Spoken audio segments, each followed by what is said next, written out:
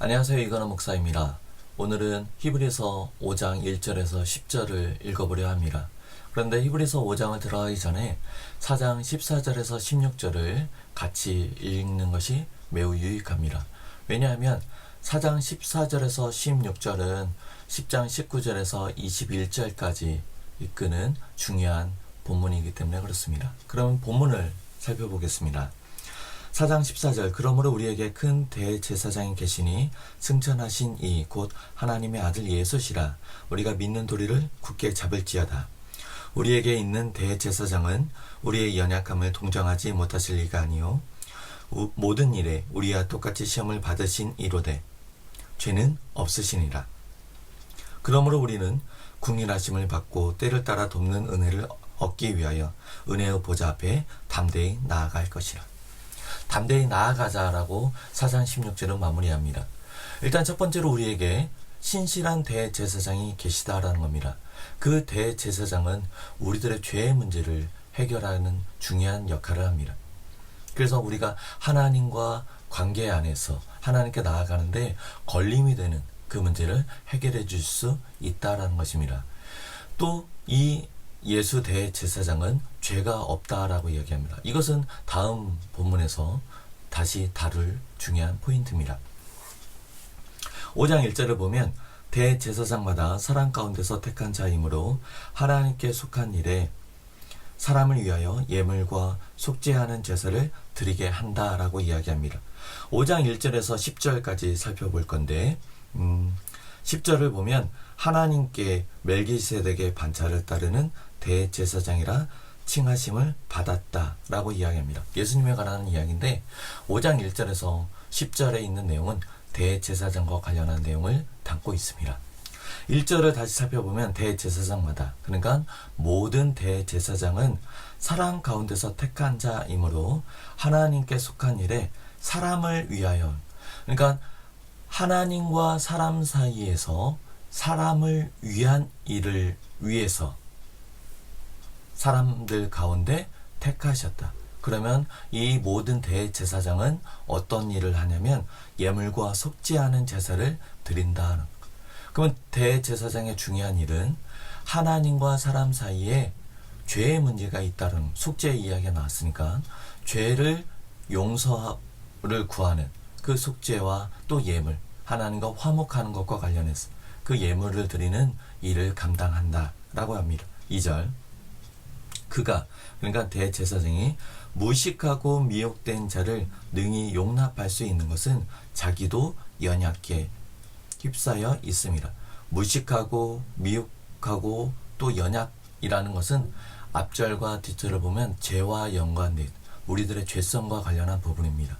우리가 죄성에 사로잡혀 있어서 하나님께 불순종하고 하나님께 반역하는 것들이 우리들 안에 자연스럽게 배어 있다는 겁니다.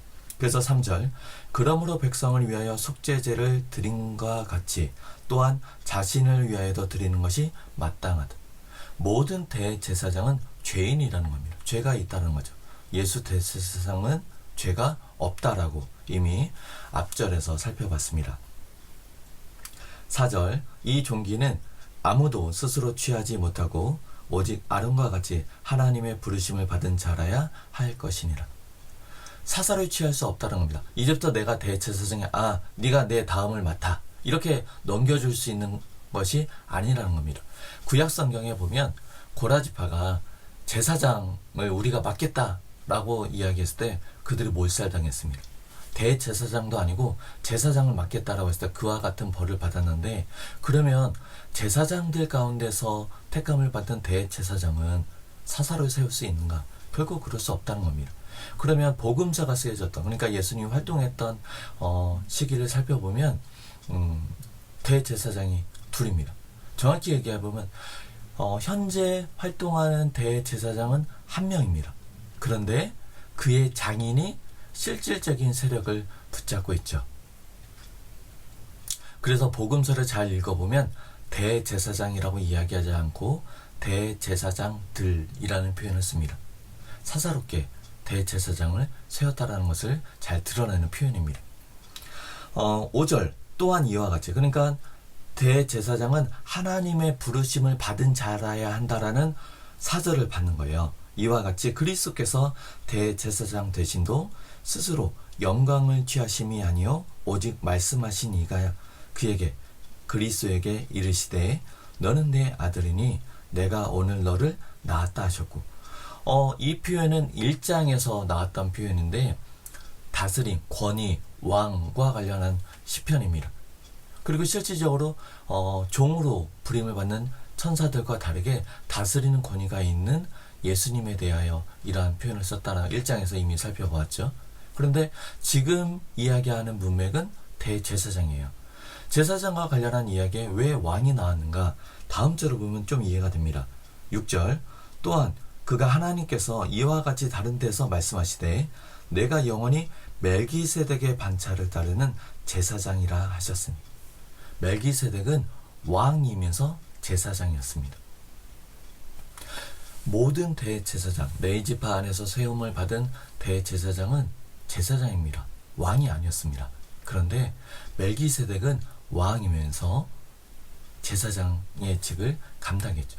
예수님에게 제사장을 임명하신 하나님께서는 그에게 왕에 대한 권위와 또한 제사장에 대한 직분을 허락하셨다는 겁니다.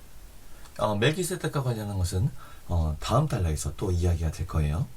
7절, 그리스도는 육체에 계실 때에 자기를 죽음에서 능히 구원하실 이 하나님에게 심한 통곡과 눈물로 간구와 소원을 올렸고, 심한 통곡과 눈물로 간구와 소원이라는 것은 앞에서 설명한 것처럼 하나님께서 택하시고 예수 그리스도에 속한 바 되어 하나님의 은혜의 보좌 앞으로 이끌어갈 그 사람들의 구원과 관련한 그 구원을 위해서 고난을 받으셨고 아버지 하나님께 그들의 대속을 위한 간구와 소원을 드리셨다라는 겁니다. 그의 경건하심으로 말미암아 들으심을 얻었다. 예수 그리스도의 그 경건하심으로 응답을 받았다. 그래서 그에게 속해져 있는 사람들, 예수 그리스도를 붙잡는 사람들을 은혜의 보좌 앞으로 담대히 이끌어갈 수 있게 되었다는 겁니다. 여기서 경건하심이라는 것은 예수님의 경건하심을 이야기하는 것이 아니라 직접적인 표현은 경외하심입니다. 예수님께서, 아들 하나님께서 아버지 하나님을 경외하심으로 말미암아, 경건과 경외는 전혀 다른 의미죠. 여기서는 경외입니다. 경외하심으로 말미암아 그의 간구와 소원을 들으심을 받았다라는 것입니다. 8절, 그리스도가 아들이시면서도 받으신 고난으로 순종함을 배워서 온전하게 되셨은즉 자기에게 순종하는 모든 자에게 영원한 구원의 근원이 되셨다.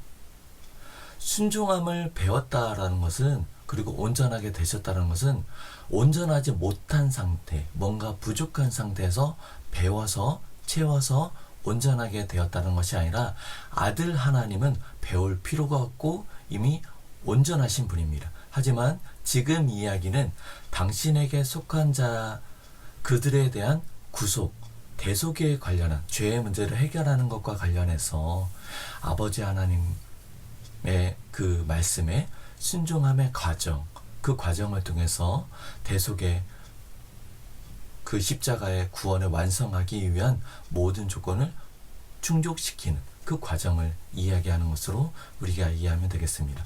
그 예수 그리스도의 존재 자체가 부족함을 이야기하는 것이 아니라 십자가의 구속의 완성, 당신의 고난과 죽으심이 필요했다는 그 과정을 이야기하는 것으로 우리가 이해하면 되겠습니다. 영원한 구원의 근원이 되셨다는 것은 2장 10절에 보면 구원의 창시자라는 표현이 나옵니다. 우리들을 은혜의 보좌 앞으로 이끄시는 데 있어서 우리를 구원하는 것과 관련하여서 어느 누구와 견줄 수 없는 가장 탁월하신 분, 챔피언, 캡틴이 되어주시는 그 구원의 창시자 예수 그리스도가 여기서는 영원한 구원의 근원이 되어주신다는, 같은 표현에 다르지만 의미는 동일합니다. 다른 데서 구원을 찾을 필요가 없다는 겁니다. 예수 그리스도의 십자가 대속을 믿고 그리스도를 굳게 붙잡고 있는데 내가 뭔가 부족한가? 그래서 양 한 마리를 잡을 필요가 있나? 소 한 마리 잡을 필요가 있나? 그럴 필요가 전혀 없다라는 겁니다. 우리가 전해받은 그 복음, 구원의 복음을 굳게 잡는 것으로 충분하다라는 것입니다. 10절, 하나님께서 멜기세덱의 반차를 따른 대제사장이라 칭하심을 받으셨다. 예수님은 대제사장으로 임명을 받았습니다. 레위지파가 아닌데 어떻게 그렇게 가능한가? 혈통적으로 따진다면 그게 아니다. 멜기세덱의 반차를 따른다. 그럼 멜기세덱은 어떤 존재인가? 다음 시간에 그와 관련한 내용을 살펴볼 것입니다. 우리가 가지고 있는 복음의 내용들을 살펴본다면 예수 그리스도를 믿는다는 것은 아주 중요합니다. 우리들에게 구원과 관련되어 있는 내용이죠. 근데 어떤 사람은 오해합니다. 입술로만 예수 그리스도를 믿는다라는 그 고백이 중요하다는 겁니다. 마음속에서 욕하고 살인하고 하나님께 불순종하고 삶의 다른 부분들, 그러니까 예수 그리스도를 주로 고백하는 그 공동체에서 떨어져 있는 내 일상생활에서는 하나님의 말씀이 전혀 드러나지 않는, 하나님의 말씀에 순종하지 않는 삶을 살아가면서 입술로 내가 예수 그리스도를 주로 고백하니까, 내가 주일이라고 하는 날에 예배하니까, 그리고 11조를 드리니까 나는 구원받았다 착각하는 사람들이 있습니다. 히브리서를 잘 읽어보면 우리가 예수 그리스도를 굳게 붙잡아야 됨을 강조합니다. 그 믿음을 굳게 붙잡아야 됨을 강조합니다. 그런데 그와 평행선을 이루면서 그와 동일하게 계속 강조되는 것은 고난에 대한 인내입니다. 이 세상 가운데 그리스도인을 살아가는 것이 결코 쉽지 않다는 겁니다. 조롱과 비난과 비아냥 가운데 살아간다는 겁니다. 그런데 앞으로 더 큰 고난이 있을 것이라는 겁니다. 믿음 때문에 발생하는 그 고난에 두려워하지 말고 의심하지 말고 잘 견뎌내라는 겁니다. 우리 믿음의 선배들이 나아갔던 것처럼 그렇게 잘 견뎌내라는 겁니다. 이것을 우리가 놓치면 안 됩니다. 예수 그리스도를 믿는다는 것은 그 그리스도에 참여하는 것, 십자가에 참여하는 것, 그 고난에 참여하는 것을 포함합니다. 그리고 또 다른 하나는 예수 그리스도의 복음이 중요하기 때문에 다른 사람들에게 자랑하고 전합니다. 전도하죠. 그리고 그 사람이 예수 그리스도를 주로 고백합니다. 그럼 된 거예요. 그게 아닙니다. 그들에게 믿음의 본이 되어지고 도전을 주는 삶이 있어져야 됩니다. 그들이 장성한 분량에 이르기까지 돌봄과 보살핌이 필요합니다. 그러한 본이 되는 삶, 그러한 가르침이 공동체 안에 함께 있어져야 됩니다. 우리는 이러한 것들을 함께 고민하면서 교회가, 공동체가 숫자적으로 늘어나는 것이 아니라 질적으로 머리 대신 예수 그리스도의 몸된 교회로 성장하기를 기대하고 목표로 삼아야 할 것입니다. 오늘은 여기까지 하겠습니다. 감사합니다.